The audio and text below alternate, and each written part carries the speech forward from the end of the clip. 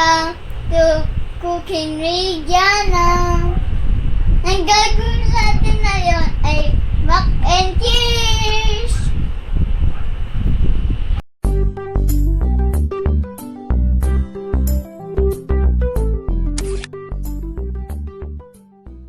Okay guys, we were making mac and cheese using microwave oven.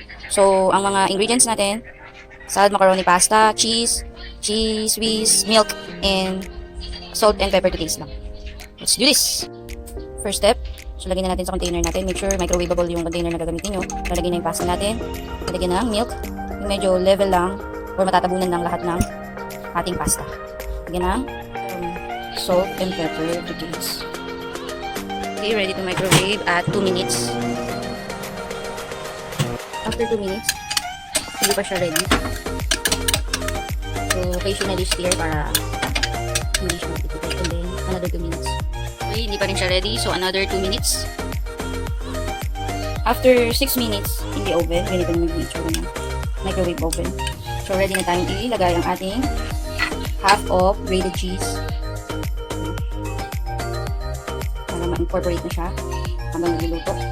So, magtitira lang kayo yung parang pang-toppings natin.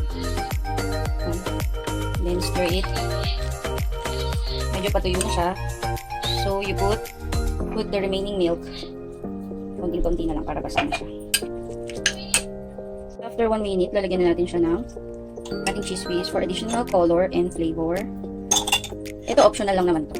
Hindi man hindi nyo yan lagay. And ang ating remaining cheese. Tapos, balik nyo siya sa oven for another 1 minute.